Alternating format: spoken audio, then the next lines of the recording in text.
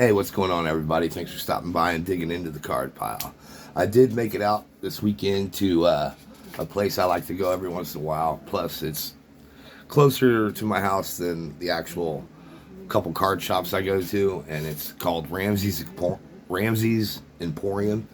It's basically, for lack of a better term, it's a pawn shop, but it's ran by the Ramsey family, and they do a really good job. You know, I've been there a few times for other things other than just picking up cards, but the son Corey has a great area in the whole store. It's a huge store, but he's got a big size area in the store dedicated to sports cards and sports memorabilia, everything from auto racing to ostrich racing, from baseball to cricket. Just if you can think of it, they've got it there.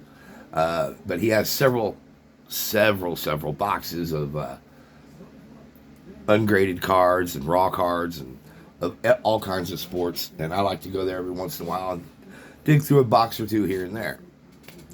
So anyway, if you're in the Lafayette area anytime, or even online, I believe they have a store on eBay, Ramsey's Exchange, or Ramsey's Emporium. Look that up. That should be something like that. So anyway, without further ado, this is going to be a perfect example of how I collect and what I collect. It's not all just fancy graded cards, because you guys have way more than I could ever dream of. But I like, and a lot of you are set builders, and that's really cool, and that takes a lot of dedication. I've only done one set build my entire life, and it was the 1960 Fleer inaugural set. I had it graded PSA 5 or better, the whole set, and then ended up trading that away.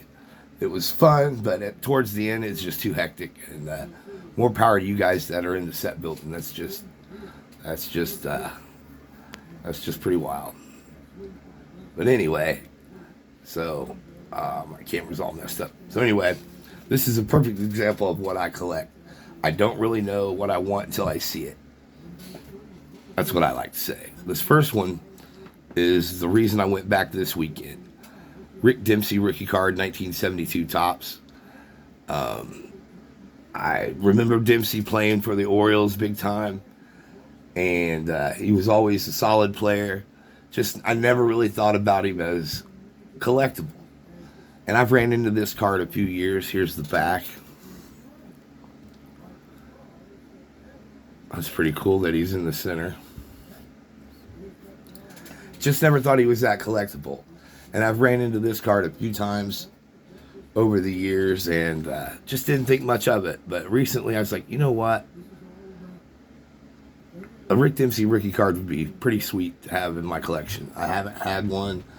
I've never really wanted one, but I've seen this the past couple trips to a couple places, and this one is probably in the nicest shape that I've seen out there recently, because I've only looked recently, but or noticed recently. But yeah, Rick Dempsey, World Series, I always remember him from Baltimore, and I just thought he was a decent, all right player. Now that I'm older, I learned to respect his game a lot better and appreciate what he did in the game. Pretty much Hall of Nice Guy, or Hall of Good Guy, or Hall of Good Player, whatever you want to say. But I figured, you know what? It's about time I get his rookie card. So, yeah. And I never wanted one before, but recently, it just changed, and I figured I'd snag one up. Then the next two cards I have are Dwight Gooden's 85 Topps rookie card and his 85 OPC rookie card. Now, you can never find these greatly centered, but I do believe the OPC is a lot nicer centering than the Topps. And here's the backs of them. I have a Dwight Gooden of this card, of the Topps, but not in this good a shape. And Definitely not the centering. The centering on this one's even better than the one I have. But then to see the OPG with it, and I got a good deal for both of them. Here's the backs and the difference. Here's the tops. There's the OPG. So yeah, got these as a combo deal, and I like doing the combo deals. And then, speaking of combo deals, I picked up 2 Pete Roses of 3D cards. This one's from Kellogg's, and this is from 1983. I always dug the Kellogg's cards, the 3D cards. Here's the back of it.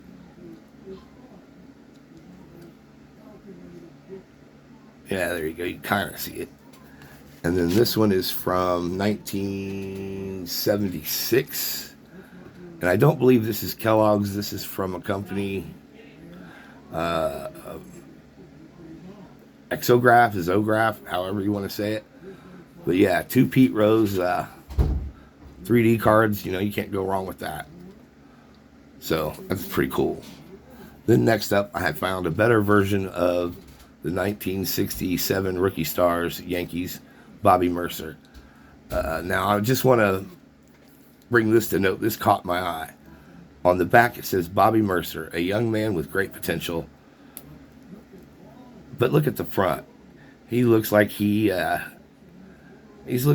seen some things. He looks a little bit older. But maybe that's how they all looked back in the day. But yeah, he looks like a grizzled veteran right there instead of a young, fine player. But that's just my opinion. And then the next card I have is Tim McCarver, 62 Topps, rookie card. I have another version of this, but they're both beat up real bad. But I think this one might be a little bit better in shape than my other one. A lot of people, don't dig on Tim McCarver because of his broadcasting style and things like that. But I always liked Tim McCarver, and I thought the whole Deion Sanders and Tim McCarver thing was pretty funny. But as far as longevity and knowing how to handle pitchers, pretty sure he was Bob Gibson's go-to catcher, and if that's good enough for Bob Gibson, that was good enough for me. I just remember him being around just a pretty long time, and I respected his game a little bit. But as I got older, again, same thing with the Dwight Gooden. I learned to respect his game a lot more and his contributions to the Cardinals teams and pretty much the Phillies too, where he played. I can't remember him playing anywhere else other than the Phillies and Cardinals. If you know, let me know in the comments. But I just always liked to see Tim McCarver in an average kind of light. But then once I got older, I was like, I get it. And him as a broadcaster was pretty good. I didn't mind him much. He did like to go on and on, but so am I. Here's the back. But yeah, one day I'll get a very clean version of it without all the soft corners and things like that. Okay, and and speaking of doubling up and pairing up, these 2 cards are former baseball commissioner Bart Giamatti. A lot of you may know him as Paul Giamatti's dad. Paul Giamatti is the actor. I think he just won an award or something. I just know him from the movie Sideways and a couple other movies. And personally, I think he plays a better bad guy than he does a good guy. But anyway, if Bart Giamatti would have had a longer tenure, he died in office, I think he would have done really, really good things. He just didn't get quite a chance, and unfortunately, he'll always be remembered and linked to the Pete Rose ban, which Mr. Giamatti implemented it, and for kind of the right reasons. I see where he was coming from. He was the former president of Yale. He's like a stand-up guy. He's real ethical, and so I get where he comes from, but I also get from a fan's point of view that Pete Rose should be in. But we can all argue this or that, but it's really none of our we have no control in it, so I just let it ride. I respected this guy for what he did, and his vision for baseball, I think, was pretty good. Him and Peter Ueberroth, I really liked those two. Those were the two commissioners I really thought was going to change the game, and Ueberroth did for a minute. So yeah, I mean, Bart Giamatti. This one is from 1990 Topps. And this is also from, should be 1990, but this is the score. Pretty cool cards, commissioner cards. I won't be getting one of the current commissioner, I'll tell you that. And then the last card I picked up is a basketball card. And this is Mitch Cupchick rookie card. I have another one of this, but this one's really sharp. That's just a cool looking shot, the uniform, the stars, his dangle. I mean, it's just crazy. The whole thing's crazy. Here's the back. So yeah, Mitch Cupchick rookie card. He's getting ready to take it to the hole. And it's a lot better version than the one I currently have, so this will be good. So yeah, those were the little pickups I had to add to the card pile. Like I said, not much, but it might give you a glimpse on how I like to collect and what I go after. I like the odd stuff. I like, things I don't even know I like until I like them. Things like that. There was better cards there. He has tons of great cards there at Ramsey's Emporium. It's just that these are what caught my eye, and these are what I wanted to grab. So let me know in the comments if you think this was a pretty nice dig. And if you have any of these cards, I'd like to know. And I don't think any of them are grade worthy. I mean, maybe the Cupchick. But other than that, I'm fine. I'm not worried about grading them. I do have a submission going in soon. I just got to nail down exactly what I want. But anyway, this is what I picked up recently.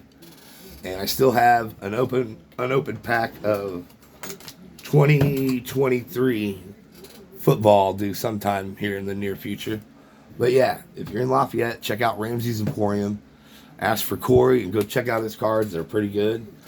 Hope you enjoyed this video, and please give me a like. And if you haven't already, subscribe to the channel. I appreciate those who already have, and welcome many more that would like to join. All right, thanks, folks. Have a good rest of the weekend.